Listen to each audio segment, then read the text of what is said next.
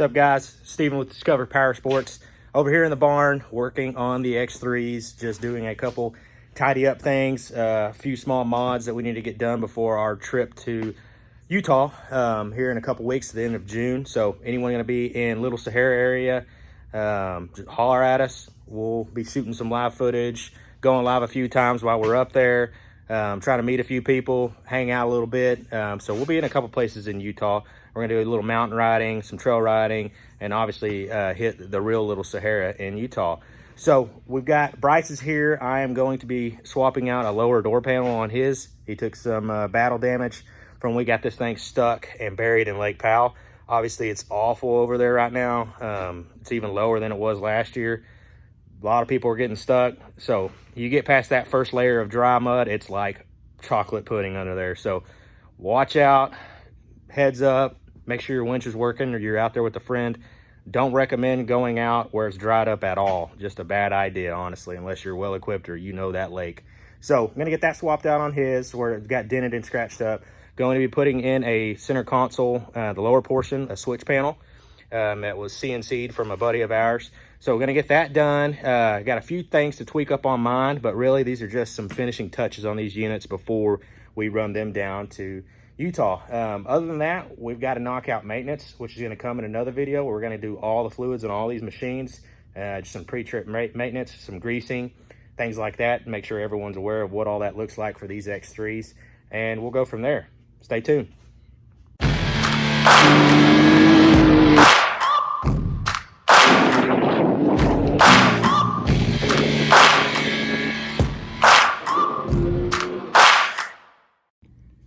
All right, so you can see Bryce's has taken a little bit of damage over the past 2 years. Open this puppy up. You can see she's a little tweaked, a little bent up from digging in the mud. It was about up to here in mud. I actually took the panels off my 2022 XDS, which obviously fit the same. I'm gonna swap it out and get a clean panel on for him. That way it still looks high and tight and we just get rid of this ding here. Swap over the fender trim. I put this on obviously because these sharp edges, they like to rub in here and down here where they meet. Great doors, I like them a lot. Held up great. I just like the look a lot more than some of the early lower doors. Obviously on the 22, we went with the plastic style doors, lowers. So they look great, they work great on that. But we swapped Bryce's out initially to these guys. So gonna take this donor panel, swap it out on his, and he'll have a new to him panel. It looks sharp. Got to swap this bag, take it off. These are pretty easy to get off. Again, using some of the OEM hardware where you'd have that little lower quarter panel. And then obviously you can slap in a few hardwares that these things come with. These are cheap. These just, you know, eBay, Amazon, plenty of off-road distributors got these besides ourselves. So take a look at them. Pretty awesome, hold up pretty well all in all. It took a winch, you know, a 12,000 pound winch dragging this thing out of the mud to do what has been done to this panel. And it's held up ever since. Honestly, we could probably just pop this out, hit it with a little Krylon, call her good, but these things are just sitting around. So I'm gonna get this cooked panel off and move forward. All right, got that panel off. Obviously, typical Can-Am stuff, 10 millimeter. Torx, that's a T27 to get those lower portions off. This is actually an Allen head here to get this off. This is the non-OEM hardware. This comes with these kits usually. So pretty easy swap. We're gonna pull the fender trim, get it on our new to him lower, and slap that puppy back on there, and that's a wrap.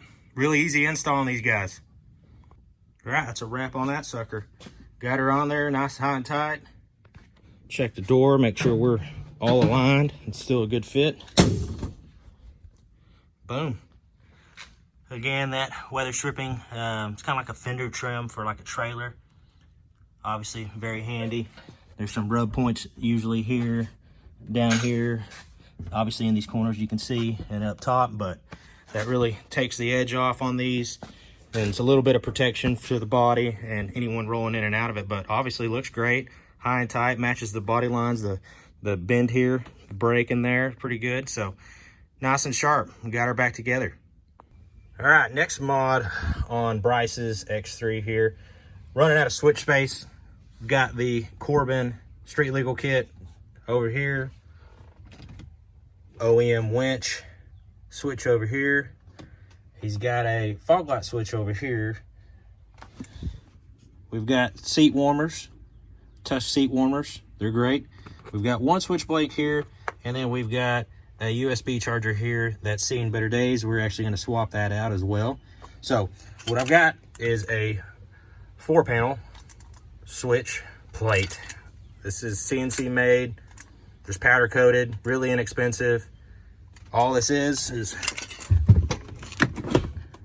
2 bolts here, and this slides in back here, eating up that space.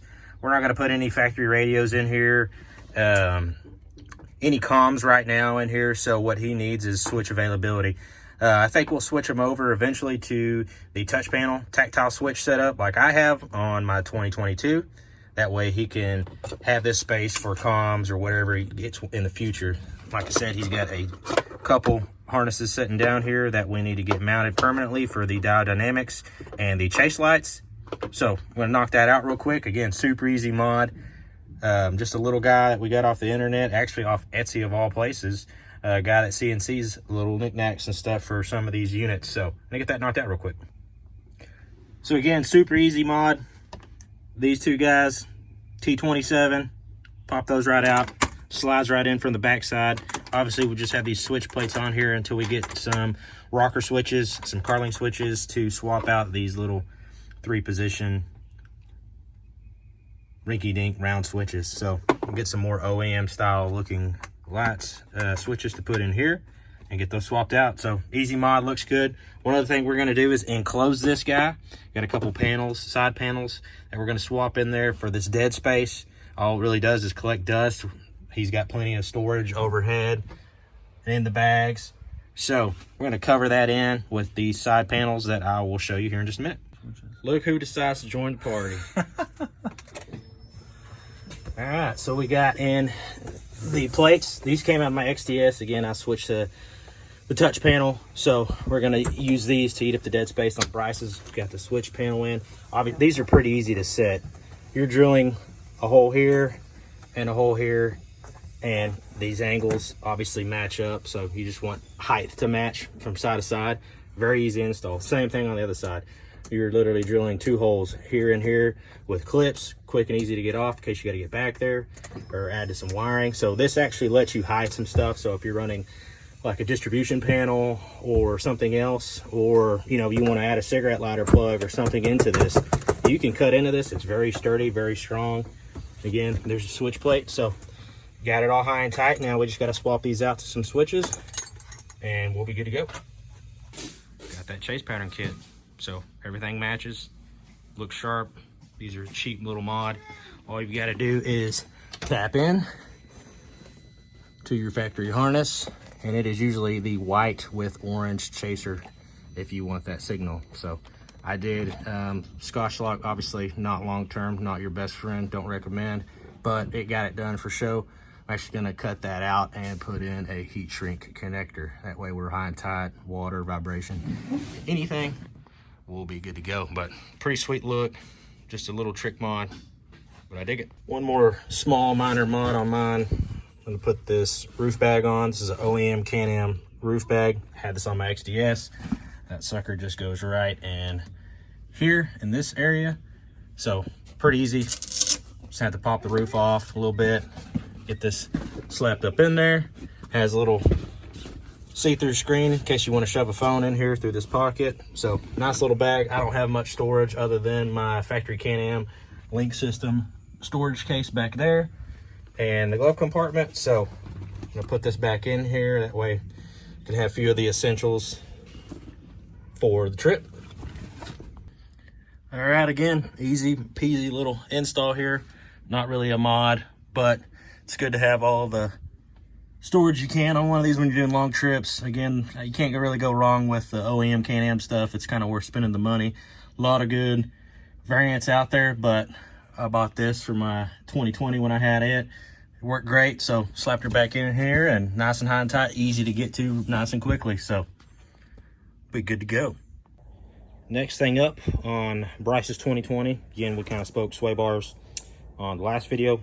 I've got the sway bar off my XDS and then his XRS. I'm gonna slap that back on there for his. That way we hit the dunes, have it on there. Got mine still on my 22, obviously. So we're gonna get that thing popped back in there. Super easy to take off. Again, it's 4 bolts and then the nuts on each side of these links. Sucker mounts up here and here. Pretty easy guy to take off. Obviously, there's your mounting point. Now, these suckers come loose from the factory. Mine's actually popping right now, so a lot of people talk about that and know about that. It's a common thread with these things. So tighten these up, grease them, and you'll probably likely not hear that popping whenever you're turning or getting off camber, but usually it's a loose bolt or something that's allowing it to kind of move. So mine's in it right now on my 2022, so I'm going to snug those up as well, get that high and tight, and we'll get these things on there. All right, got it wedged up in there. Obviously, you'll go right in between the frame rail and the bottom of the frame. I kind of get it in there a little sideways, kind of parallel to the frame, and then slide the arm in and then pop it back through. We're going to zip tie these up for now, the links, just to make sure we have it on there. Still going to be doing some crawling around here, so I'm going to leave that like that, but we're going to go ahead and bolt her back up with the factory setup. Easy little thing to do. Get her greased back up, and that way it's on there where he can just slap the nut in here for the length, cut the zip tie off, and he will be stabilized up front. Be able to go a little bit higher speed in and out of the corners and keep this thing gripped up and not so much body roll. There is a pretty significant difference with these things when they are not in there. So get that done and we'll be good to go. All right, got Bryce back to the OEM life. That thing slapped back in here.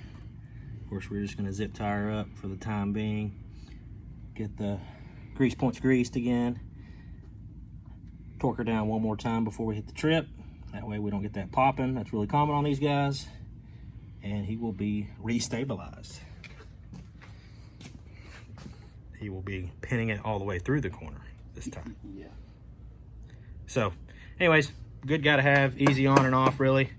But a lot of guys will just take the links loose, zip tie them up out of the way, and off you go. All right, got her flipped out of the way and gonna zip tie her up. One thing I've got to do is fabricate a plate for this side. There's a flat plate that goes in between here and the frame that obviously keeps this guy nice and tight. So take this and fabricate a little piece on Monday to slap in there, and then we'll be good to go. So part of hitting the dunes, obviously, you gotta have a flag. This is the tusk mount. This one articulates. I dig it. Pretty easy to put on. Obviously just Allen. And mine, however, is a rigid version that mounts up here to the frame, kind of on where I have my chase lights. So it is another tusk version. This version is actually meant to go on the inside here where this is, but I've run it outside obviously because I want to keep my chase light on there. So this has a little bit of articulation up and down. Obviously you got to have these at a certain height. They have the bars at the sights usually that make sure these suckers hit. So I'm gonna slap this on here again. It's a Torx. This is a CanAm 13mm on the backside. Easy peasy, put that sucker on. Easy to get them off. It's got 2 different sizes to accommodate both standard versions of flags. Get this guy on there and we'll be ready to put our flags on when we get to the dunes. This guy out of here.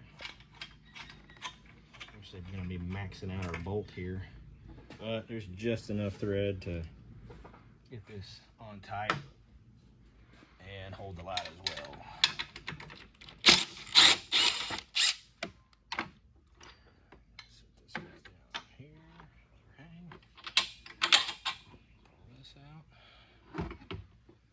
Mount.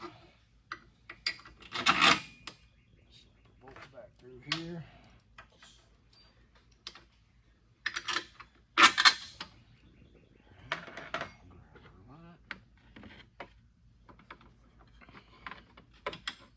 Oh yeah, just enough. Mount it back up. Yeah. It's tight. But this will compress the cage a little bit here They have those pinch points. So I get that on there. Obviously, again, got a little bit of articulation here. Gotta keep mine swept back just a little bit. Go for the body line. Make sure I got this guy in the right position. And we'll hammer down.